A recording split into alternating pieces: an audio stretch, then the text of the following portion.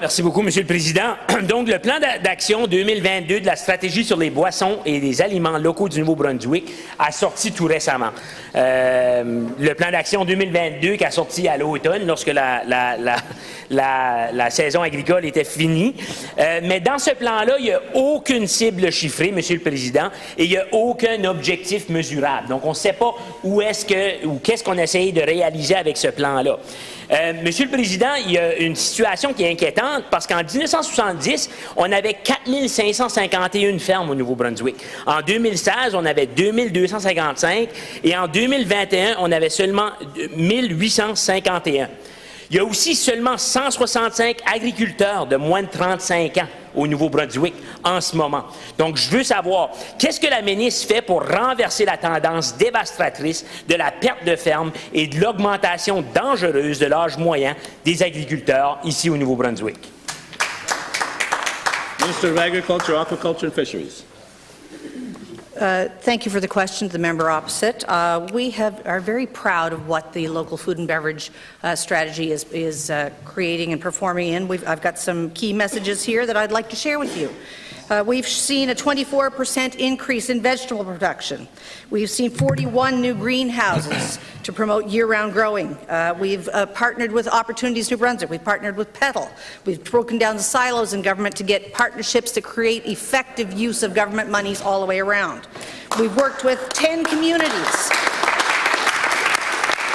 We've looked at 10 communities looking at food action grants, which have been action 22 times. 1,100 New Brunswickers have joined Food for All bilingual network. We've promoted 12 additional abattoir and local meat projects. We've worked with the Department of Health to encourage healthy food in hospitals, food banks, soup kitchens. The Department of Education to assure healthy local foods for our children and Indigenous communities. We are working daily with our various departments to make sure that we're providing. Deputy Kent North.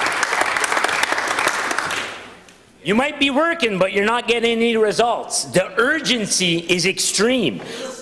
We have lost 404 farms in New Brunswick in 5 years. 6.7% of farmers are aged under 35. Is 6.7% of educators or nurses were under the age of 35. You guys would be moving a lot faster, and I sure hope so.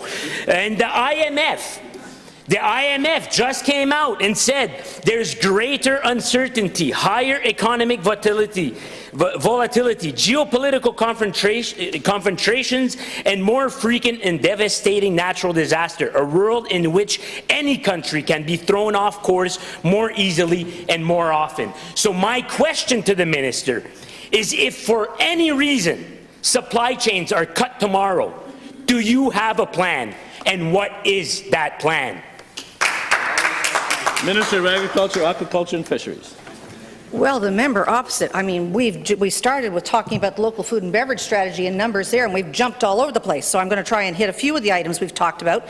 So the department's implemented a series of key initiatives that are going to contribute to strengthening New Brunswick's food system and improving food self-sufficiency. We have got an amazing, first time ever, partnership with the 4 Atlantic provinces, which is as solid as the federal government has ever had to deal with. We have made it.